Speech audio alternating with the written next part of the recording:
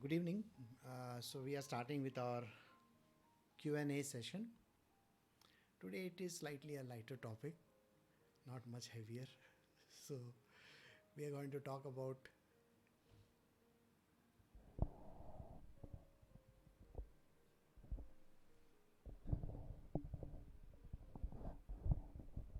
sorry. So today we are going to take up two questions which are much lighter. Hmm? So this is not too much spiritual in nature, but still spiritual, of course. So the first question is, are there multiple universes where we exist with different journeys and destinies? So the question is whether there are multiple universes. Science says there are multiple universes, but spiritual world, what does it say? See, when we talk about elements, also we are speaking of something which is not the way the material world talks. The material world will speak of atoms and molecules and this and that and quite a lot of science subjects. But this is nothing to do with science. Science is one of the aspects. We just take it up. So when we talk of universes, visible universes are huge number out there. We have our very tiny solar system, very tiny solar system, which you know about. We have a sun and few planets here and there, and then the asteroid belt and whatnot. I think I don't have to give you a, a guide of that. Are there others? Of course, there are many more. Habitable planets? Of course, there are many more. Are there, how many suns are there? Too many suns are there. Too many planets, too many solar systems like ours, and different galaxies. It goes on. But this dimension which we are talking about is the physical one. Physically, we are able to access them. See, what it means is I can take a telescope and I can see these universes. There are so many of them, and we can actually see, and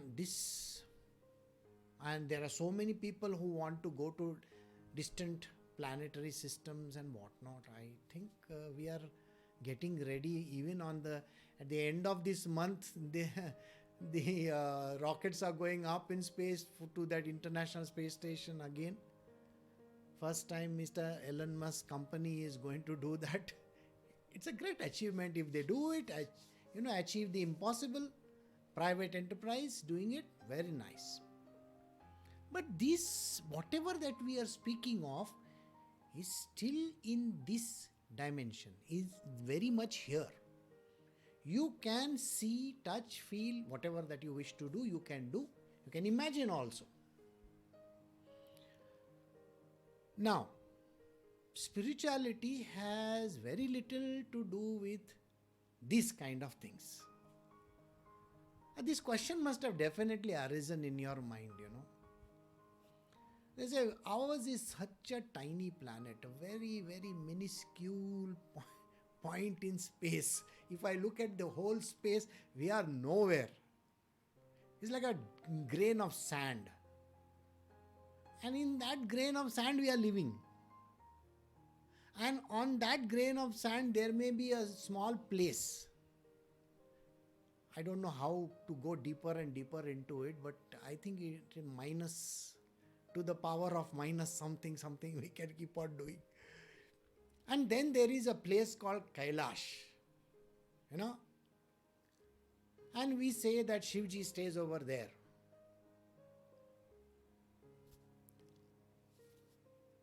If I watch any of the serials, I look at a person who may be 6 feet tall. And this 6 feet tall person is ruling my entire universe. Krishna, who must have been not taller than me also. And here we have a very tiny person whom we call as God Almighty. And then we have Jesus. And he says, Father in heaven. It sounds very implausible. It's very difficult for a common man's mind to grasp this kind of answers. He will say, how come a small human being like that be the master of this universe? A one who is ruling this entire thing. Even if I take in terms of the Virat Swarup that was shown,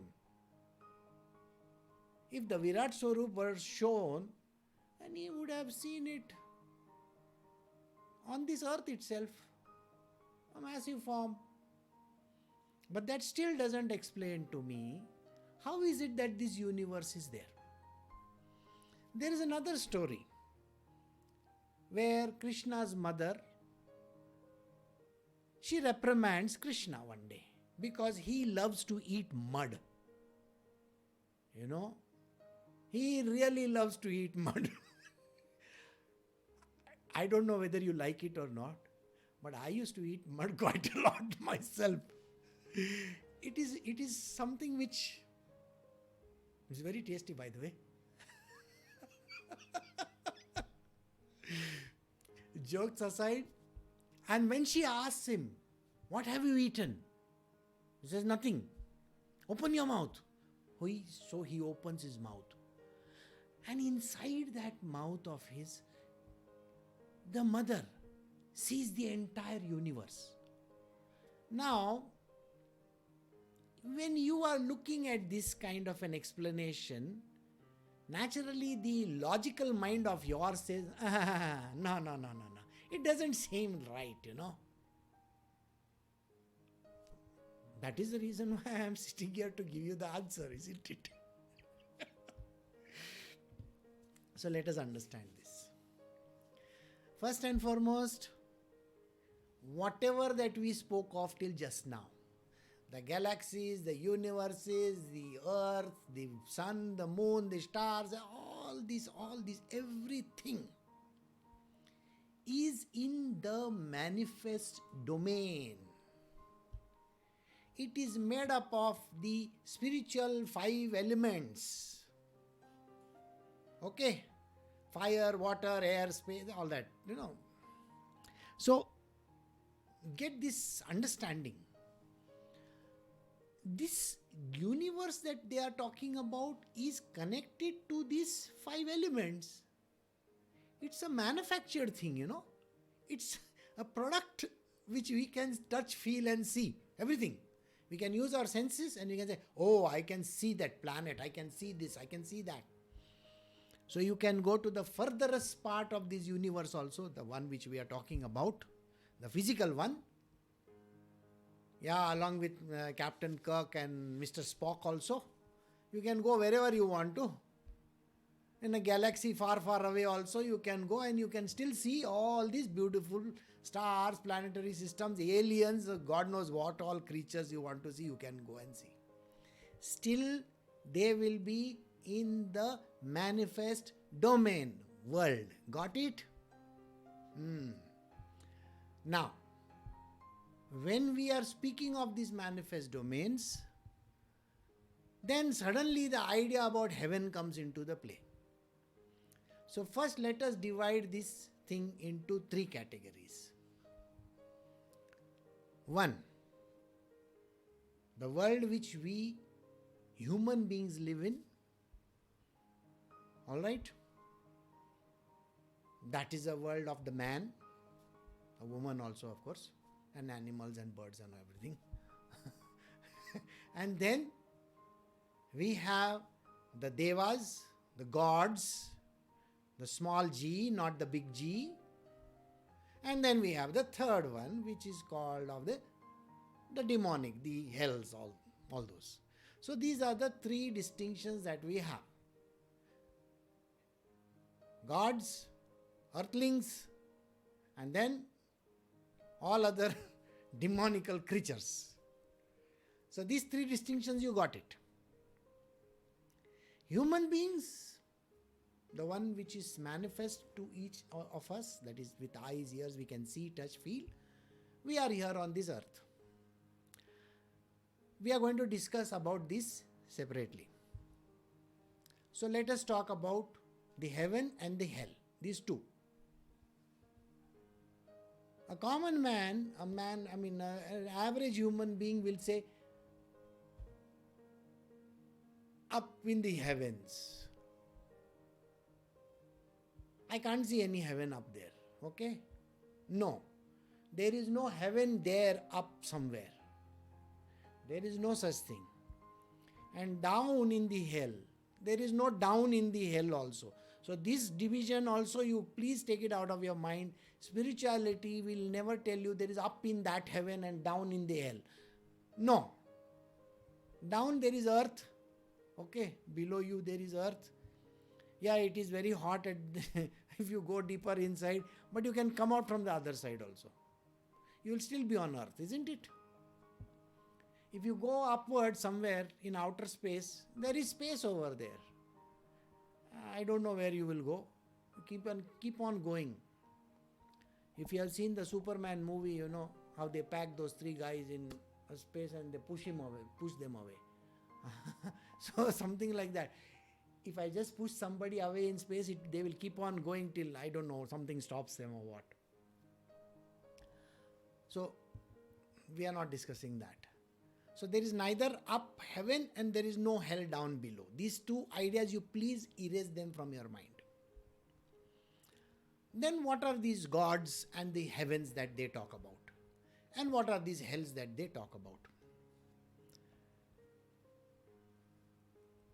They are basically connected to the manifest domain, but in another way. When we talk of the higher ones, we are talking of a man rising higher in his life. The heavens are speaking of nothing but how you go upwards towards enlightenment. The heavens of all the gods that we speak of. Now, how many gods are there? Too many of them. It is impossible to count them. So you will have, there is one god who is called the king of gods. It's called Indradev. Then there are other gods over there which we say as Vishnu. He has his heaven, Vaikunta. And then Shiva, he has his heaven called Kailasha, Brahmaloka, you name it. All these gods, they have their own heavens. You can also have your own heaven if you want to. If you become a god, you can also have, this is my 7-star hotel over here. You want to come? Of course, you are welcome as long as you pay for it. They are all taking payments for that in the form of karmas that you do. Positive karmas will give you all those heavens. Are they on this earthly plane? No way. No way. They are nowhere on this earth. Are they up above? Not at all. Are they down below something like hell? No. So, got this clear so much? Between the unmanifest, now we are entering a slightly difficult subject. Everything comes from the unmanifest. You know this, isn't it? Unmanifest is the Brahma. Brahma is not manifest. That means it doesn't require any thing. Like all these elements, not there. Human beings, not there. Gods, not there at all. In the Brahma, there are no gods, there are no hells, there are nothing. It is called the unmanifest domain. Now, in the unmanifest domain, just below it, we have basically the one who is called the creator of this whole thing. Now, he himself doesn't create, he has one creatrix. Creatrix means the power. Power. So she starts creating. We have to put it as a female gender for understanding purposes. There is no male and female there, but for understanding, let us call it that. So when the creation is happening, it is not happening in this world. It is happening in a domain which is not at all visible in this universe. So I can't say that I'm going to use one instrument for which to see that. It's not possible.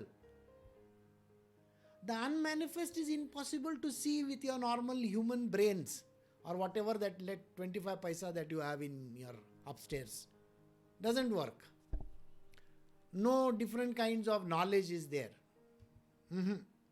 which will take you to that place. So in this unmanifest, when just about to create,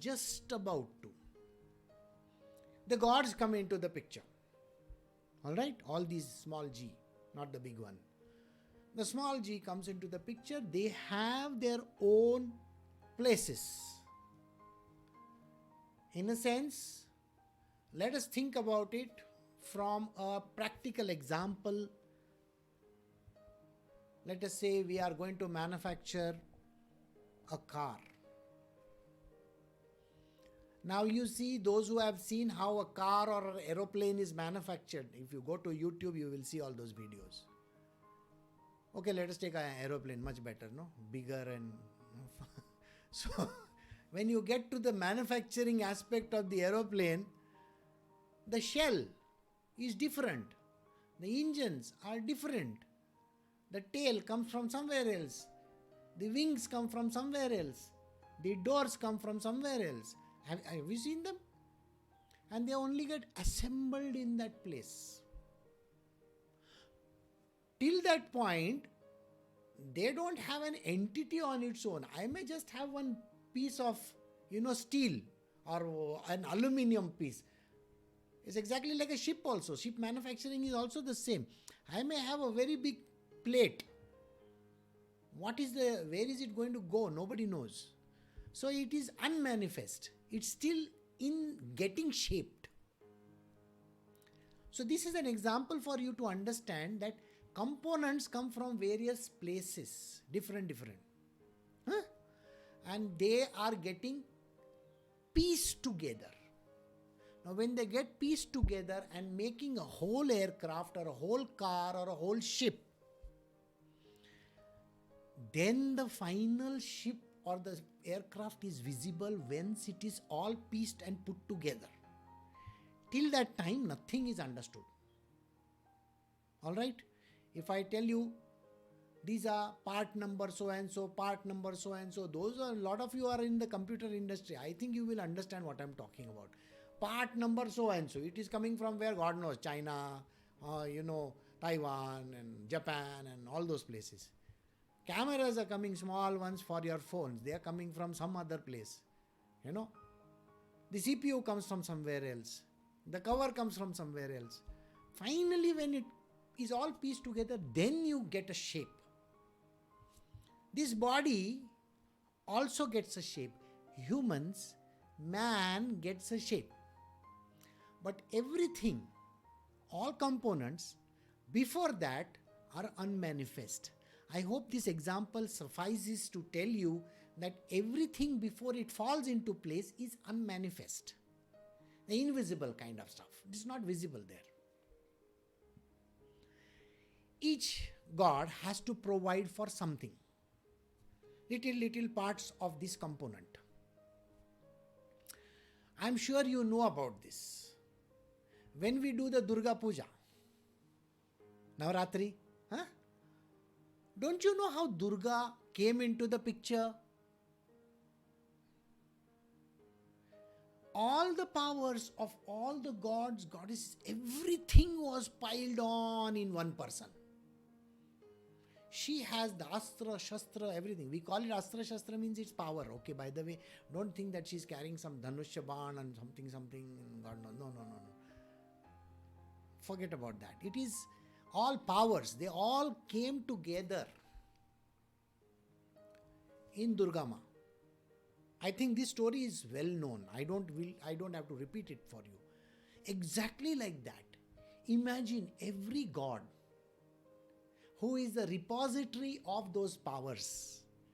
They are unmanifest, they are not visible to your eyes. They are providing you with it, with the stuff that you need. Brahmaji is going to provide you when you are born, by the way. He is going to provide you with everything that goes in reproduction. Isn't it? Isn't that what he does? See, like that, Indra, he provides you with a very powerful tool which never listens to you. You know what I'm talking about. Somebody inside of you who never listens to you at all. He's got a mind of its own. He controls the Indriyas. Indradev controls the Indriyas. Indriyas means, you know what Indriyas are. Indriyas, your power to see, power to hear, all that is Indriyas, isn't it? So he is the boss of all that. He is the one who is responsible for all the wrong that happens in your life. Right also, of course. He is the king of gods. So the provision is given by them. They are still in the unmanifest domain. That is the reason why it is impossible to see their worlds. Their heavens cannot be seen. Because of this reason, they are not on this level, on this earthly level. Earthly level is different. The heavenly levels are different. That is the unmanifest becoming manifest. So you see, there's an in-between step. And the hells, from the manifest to the unmanifest. It's like going downwards, isn't it? Going outwards. So they have that particular hells. Are they visible? No. You can't go to hell. No, I have got a ticket for one great hell. Okay. No way. Patal Lok or some lok somewhere. No. How does that work now? So all these 7 heavens we say, 7 hells we say, 7 earthly planes we say, all this is mentioned. Earthly planes you understood, visible, available to you, can be heard, touched, felt, seen, everything. You can use all the faculties of yours and understand. Heavens, the unmanifest, still not visible, not on this plane. I can't have an invisibility cloak and go over there. Huh? You can't tell Scotty, beam me up. Got it? No Scotty is going to beam you up. So that is a different one. So the heavens of the gods, they have multiple heavens. Each god is having his own heaven. So those heavens are in the unmanifest kind of a domain still. Even the hells become unmanifest. They are not visible to our basic faculties. Nothing. You can't take one telescope and say, oh, I can spot that hell over there. We can't do that. There is no hell over there, down there or up there, heaven, nothing. You can't see there. The representations are of 2 types. This was a long talk for this, right? Now representations are of 2 types. One is called the macrocosm, which is the bigger thing, the bigger picture, and one is called the microcosm. The macrocosm is the one which I was talking about all this time. 25 minutes I spent with you telling you what this macrocosm is. It is not only the physical world that we see, so many galaxies, so many this and that. That is only for the earthly beings. It is the one beyond that, godly domains, and the one which is the hell regions. All this put all this together, they become the macro. Macro means big. Now we come to the microcosm. You know very well that is what is there in the macrocosm is there in the microcosm as well. Where is the microcosm? Within you. Within your own being. The representation of everything is there. In the top story over here, you will find lives Shiva's domain. Isn't it? You know it very well. The heart is the domain for Mahavishnu. Correct? The one below that is the domain of Brahmaji. Everywhere in your body, the gods are represented. They represent everywhere. They have locations everywhere inside of you. That is the microcosm. The earthly planes are 7. You know, starting from the lower one, Muladhara, they are there inside that. Upwards, going upwards. And then slightly downwards, we have all the hells. The hells are starting from the knee downwards, from the thigh downwards. You can say like that. So they are represented inside of you.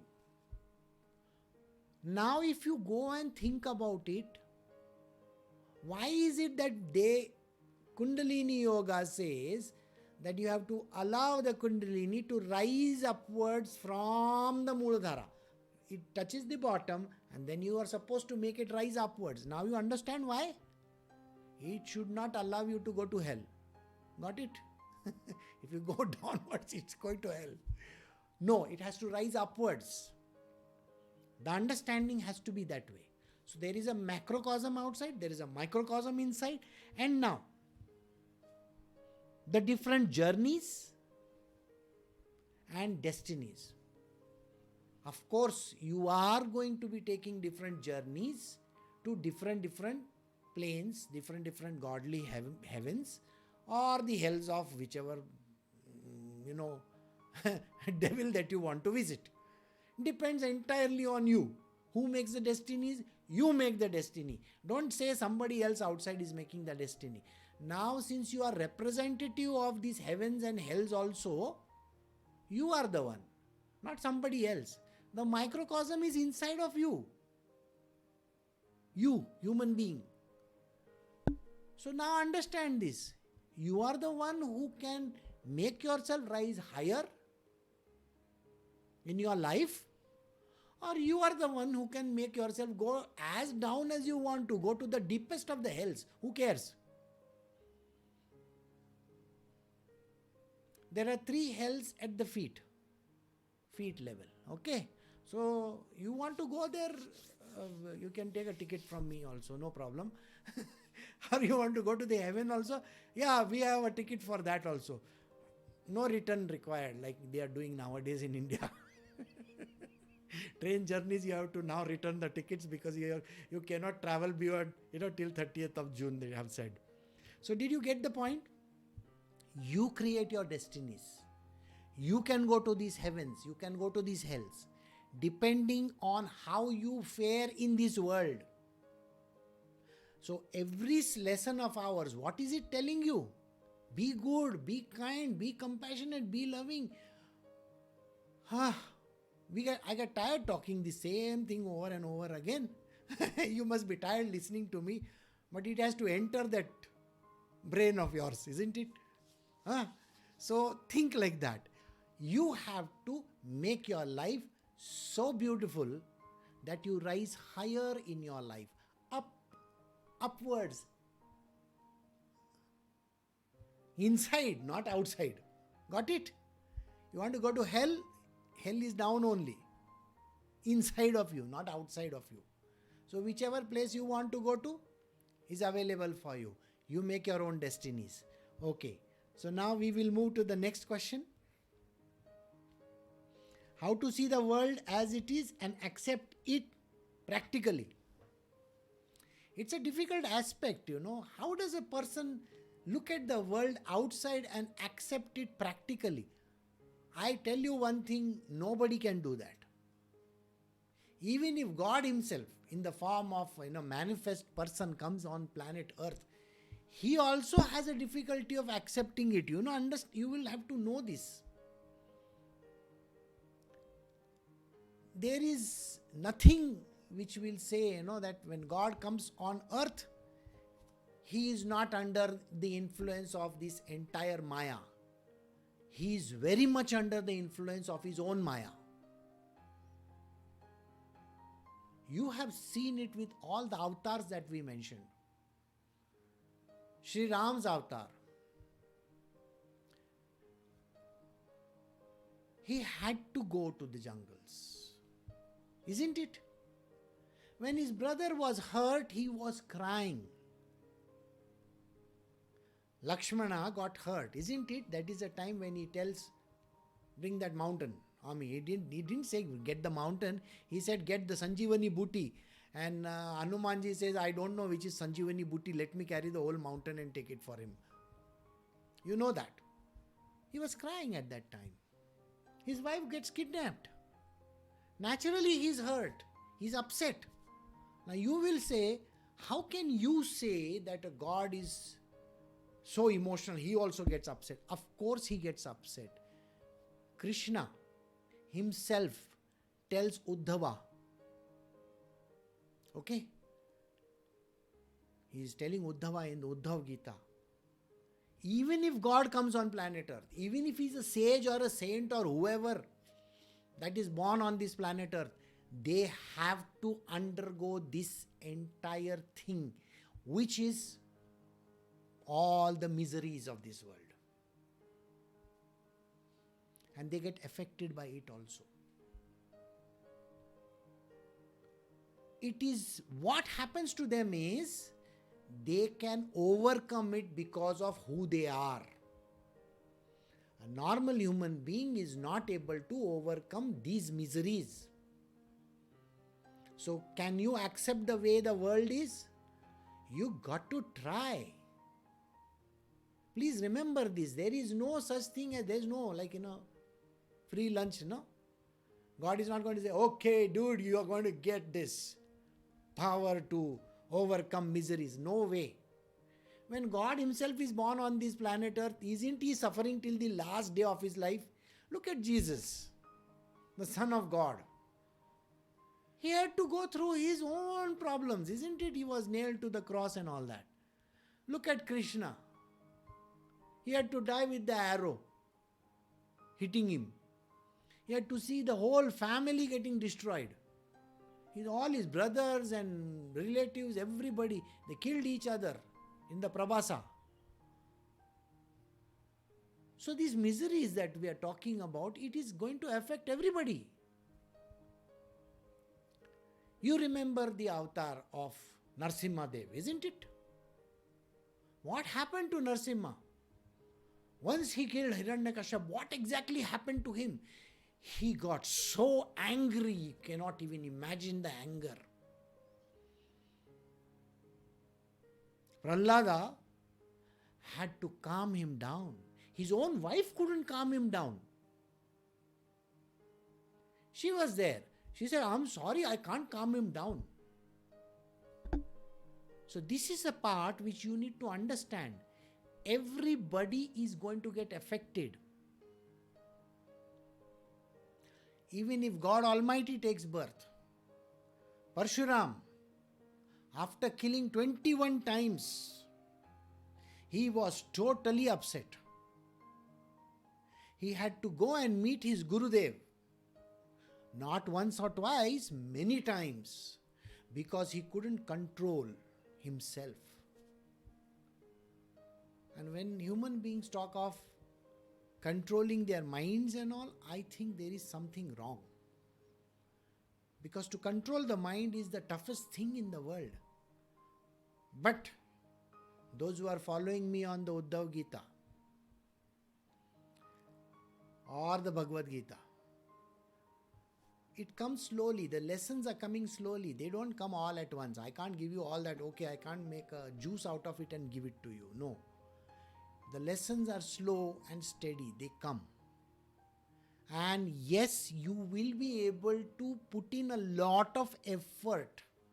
Just like this Almighty God who's taken the birth on this earth. Like Sri Ram, Sri Krishna and all other forms, including Buddha himself.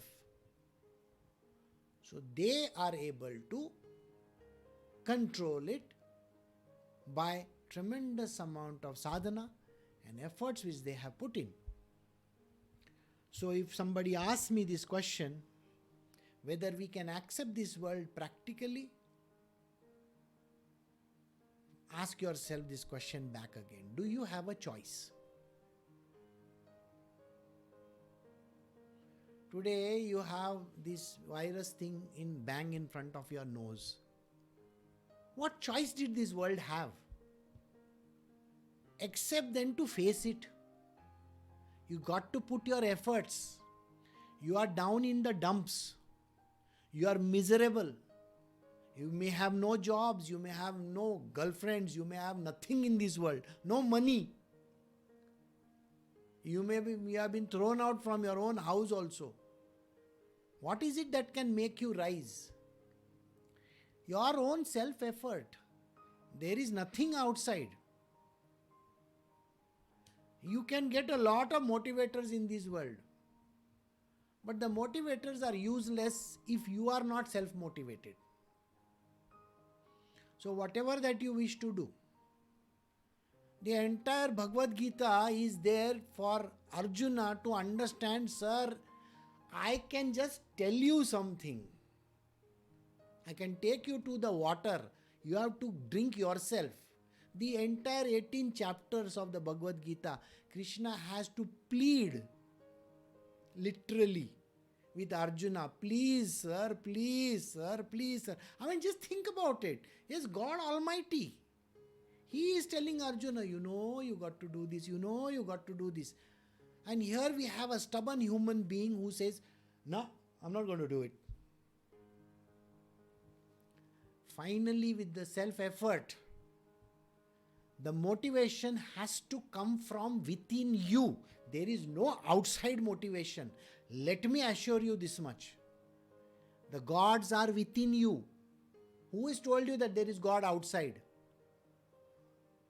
What is the Guru there for? The Guru is there to tell you the God is within you.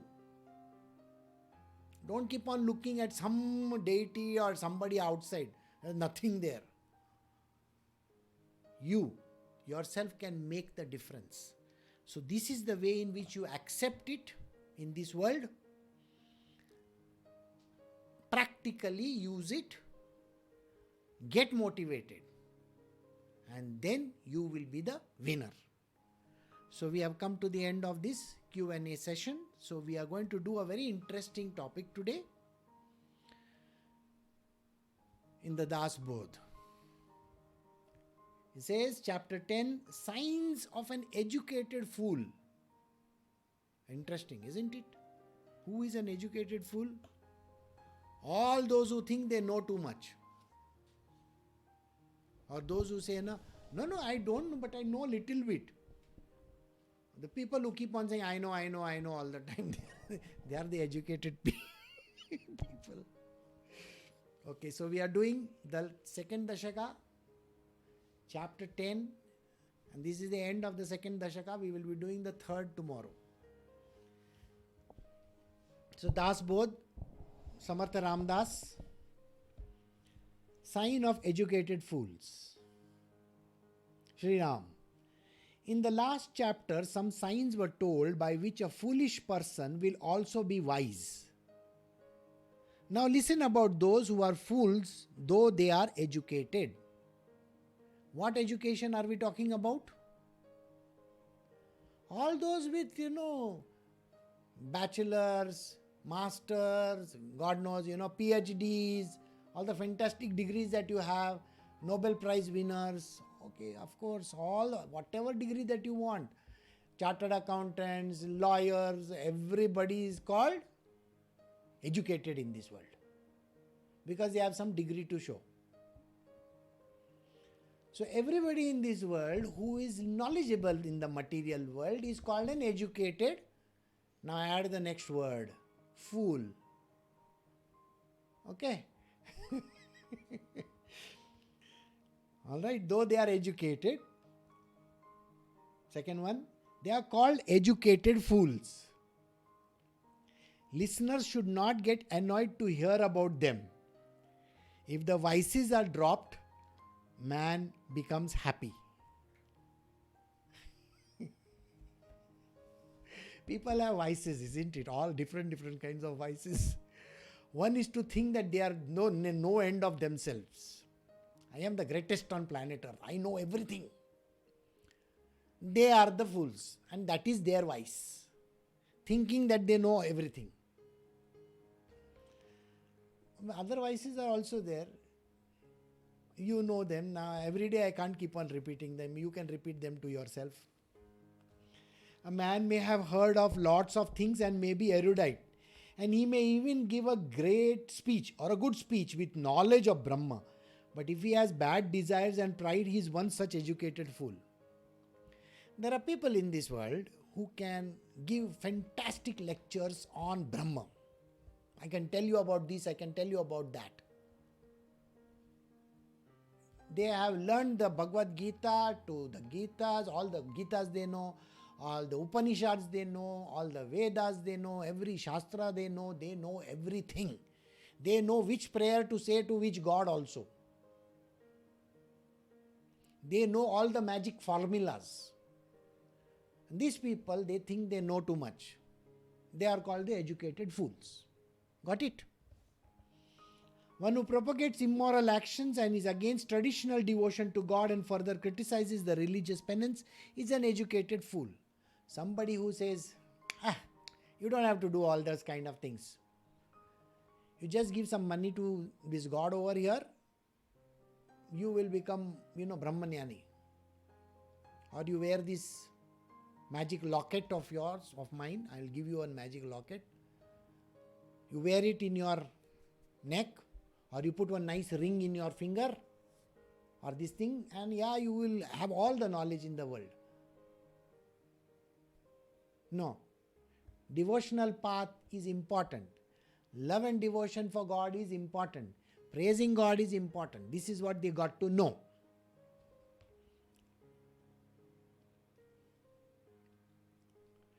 Okay.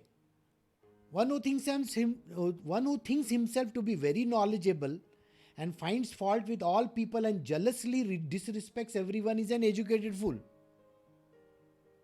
You can't disrespect anybody. You got to pay respect to every human being.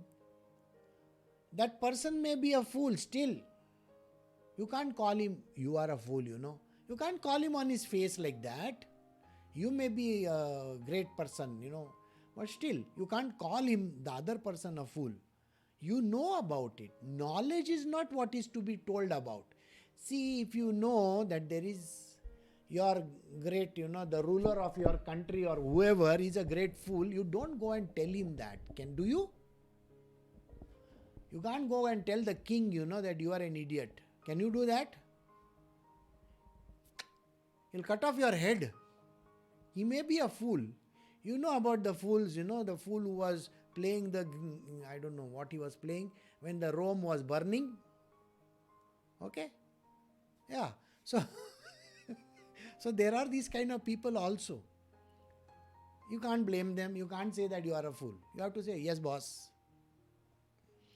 Right. One who gives orders to his disciples which are very difficult, and the disciple either disobeys them or a calamity falls upon him, and one who contradicts whatever others say is an educated fool. Frankly speaking, a guru is not supposed to give a difficult task when he knows the person sitting in front of him is not capable of handling things. So you tell the person, get up early in the morning at this time, do so many hours of pranayama and meditation and this and that. You tell him you have to do so many prayers from morning to night. You know how difficult it is, isn't it? Average human being doesn't find that energy to do that also. He'll say, it's a pain getting up in the morning. It's a pain doing all these exercises. First and foremost, I don't even know how to do this pranayama, because when Guruji is looking, I have to do I have to do all that. I have to close my eyes and I have to do all the acting in front of him. The moment he goes away, I know I don't have to bother about it. Why give such kind of exercises? Why discipline them like that? It is not correct. So what Samartha Ramdas says is, it's not right to give this kind of a disciplinary thing to a person whom you know very well is not capable of doing that. A man of Rajasic quality, crooked in nature, praises anyone who is rich is an educated fool. Now we are going to describe various fools, okay? Somebody who says, yes sir, very good sir, thank you sir. Yeah, I'm sure you have seen these movies, where the person says, yes boss. This person who keeps on pandering to the bosses and doing all those kind of nonsensical stuff is called an educated fool. All right. One who criticizes any book without reading it completely, and as soon as someone tells about someone's virtue, immediately points out his defect to him, is an educated fool. We have so many people in our world. When you say this person is very good, there you will always find this fool over there who say, nah, you don't know him, he is like this only. Is it always important to see the downside of a person's life or to see the upside of it? What is the downside? To put that person saying that you are useless, you are not capable of this. You made this mistake. No need. So those who point out these kind of mistakes, those who are, even if the person is getting praised, no, that person who does that is called an educated fool. If a man is bored when he hears about somebody's good qualities, harasses by jealousy, does not listen to good advice and is arrogant, he is an educated fool. Why do you have to talk about that person? I know everything. This is how people talk, isn't it? They don't want to hear the good stuff about another person. They all want to trash him. They all want to speak all the bad stuff about them. When you meet such a kind of a person who trashes other person, please understand that that person is an educated fool. Maybe having a fantastic degree or diploma or whatever, but still, if somebody is criticizing another person,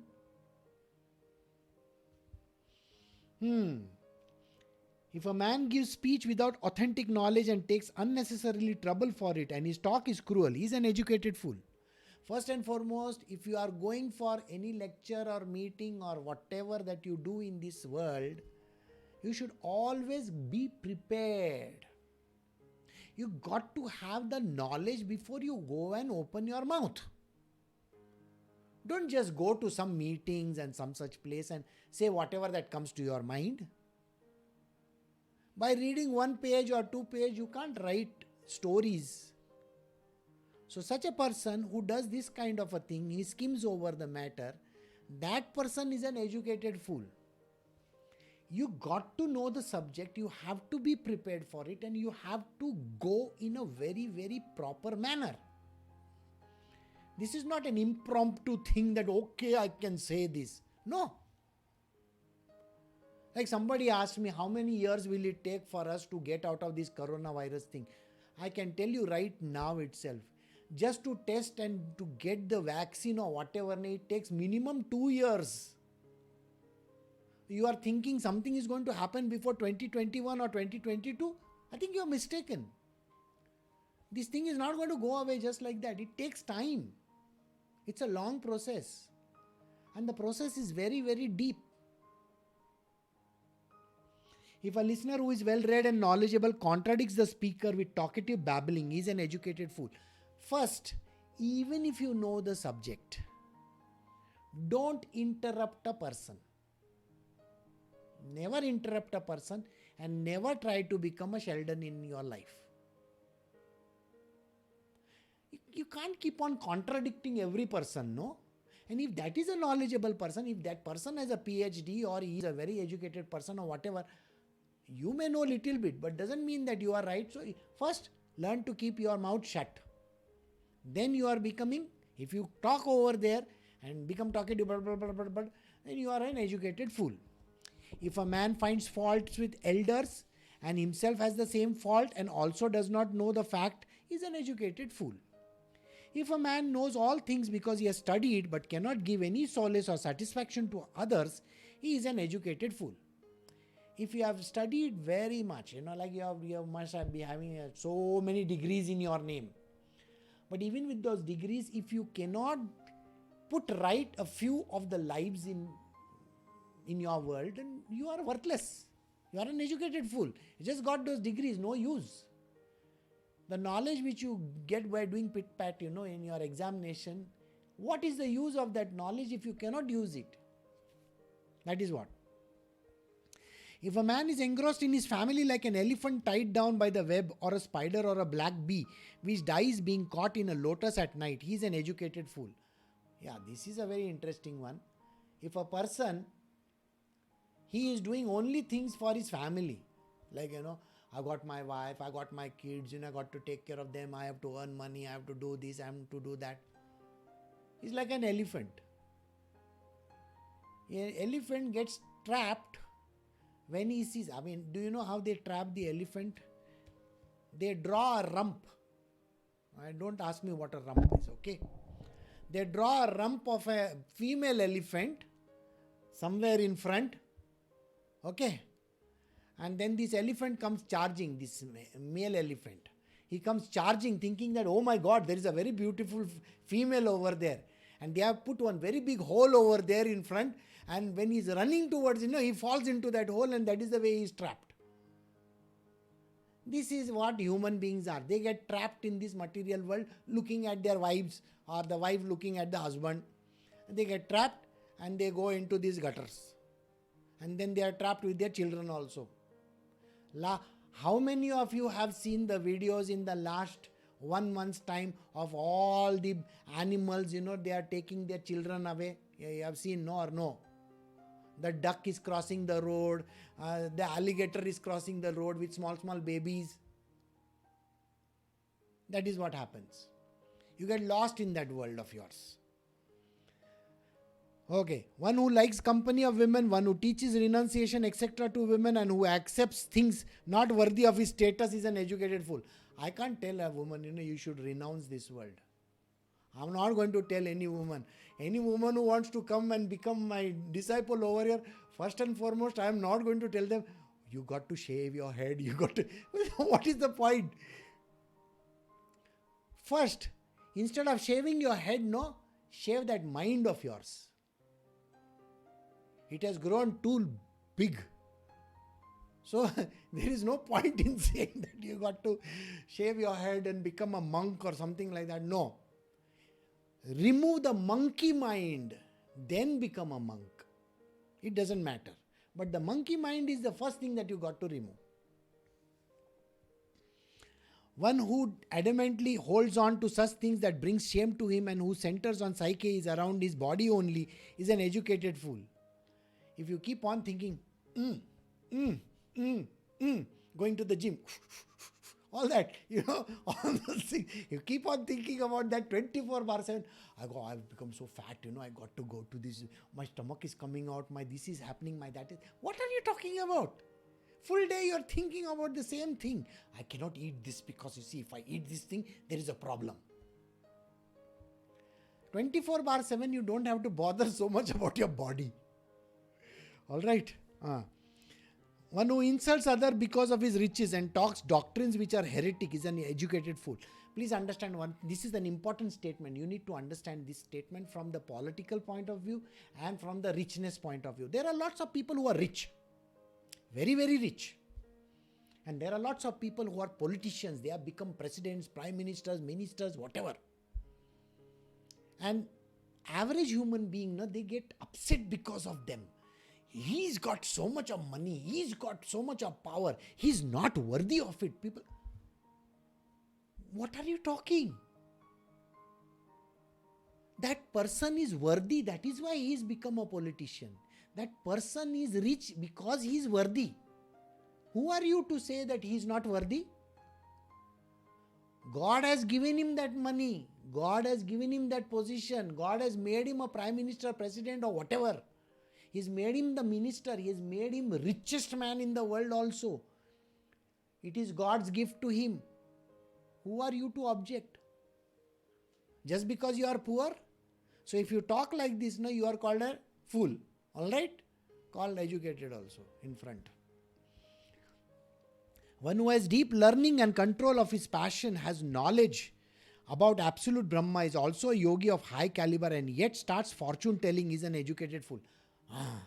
If I start tomorrow, no, I'll say, okay, I'm going to teach you all astrology, palmistry, runes, all kinds of stuff. Tomorrow if I put one board outside, Swamiji is going to teach these things, or he is going to make money like that.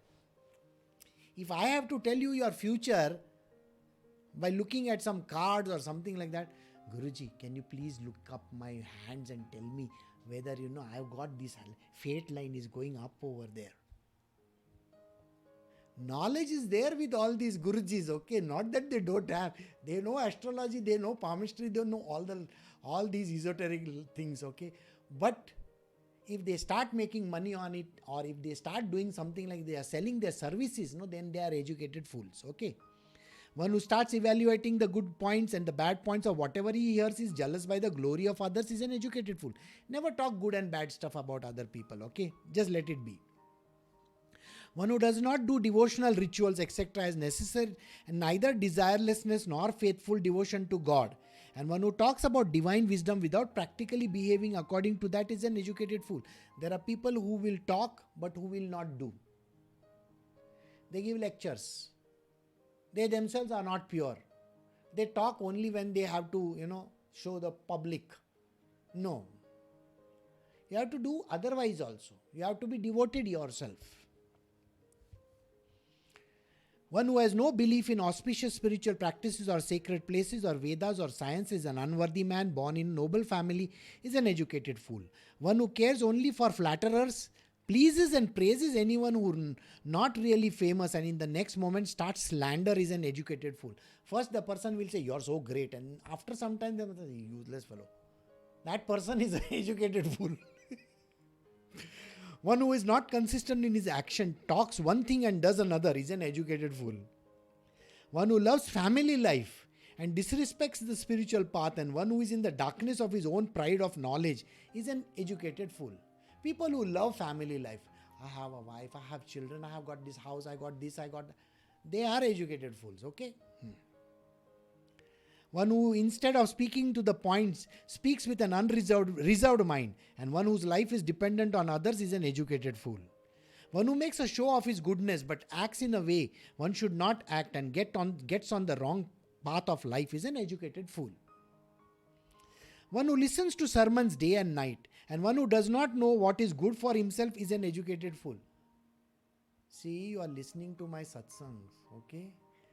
If you are not understanding anything and if you are not going to implement this thing in your life, then you will also be called an educated fool. Samartha Ramdas is saying, I am not saying, okay?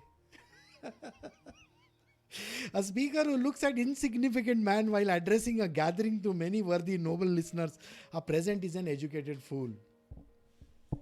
One who puts his hope in a disciple who is a failure and who even disobeys him, is an educated fool. You are not supposed to put hope in a disciple who is worthless. Especially a guru should never encourage a person who is not worthy of it. One who suffers some bodily discomfort while listening in public talk or hearing about his bodily defects, gets angry or irritated, is an educated fool. Somebody points out, you become so fat now, no? Because of this coronavirus, you are sitting at home and becoming fat. You get upset. No, don't get upset. It's okay. Go to the gym, okay? One who becomes rich by his pride, disregards his teacher or a cult in which he has learnt, is an educated fool. Never disregard the guru that you have. Never disregard him. Always respect him. And the cult which you have come from. Suppose you have come from some place somewhere. Never disregard it. Honor it. Doesn't matter. Doesn't matter at all. One who talks of unselfishness. I will take another 2 more minutes if you don't mind. And is actually very selfish. One who hoards money and uses his spiritual knowledge for selfish ends is an educated fool. If you use your money for getting money, the knowledge for getting money. One who teaches without himself doing anything according to the teachings, uses spiritual knowledge like stock in trade, but he himself is dependent, is an educated fool. You have to use your spiritual knowledge properly. Yourself. If I have spiritual knowledge, I got to use it properly.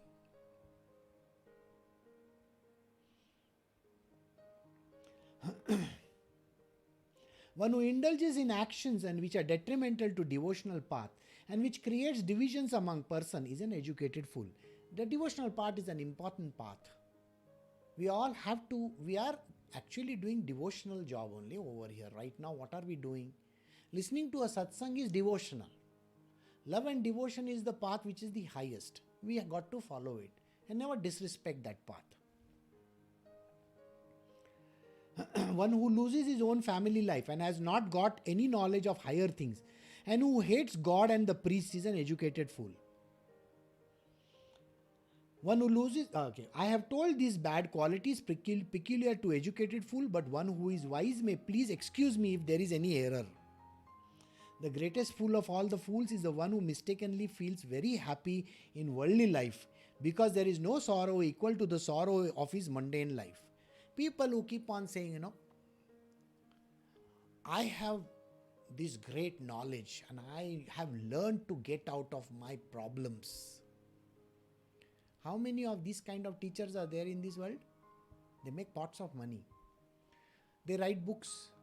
They say to the world, read this book, listen to my satsangs or whatever, lectures, and then you will be able to get out of your life properly. The person who thinks like this is a nutcase.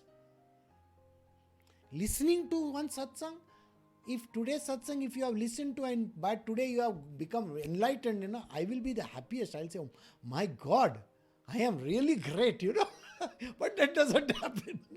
So if I think like this, I must be the biggest educated fool on earth. So I don't have to think like that. Nobody can change another person's life. Did I not tell you? It is called self-effort.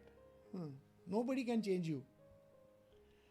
The greatest fool is the fool who mistakenly feels happy in this worldly life, because there is no sorrow equal to sorrow of his mundane life.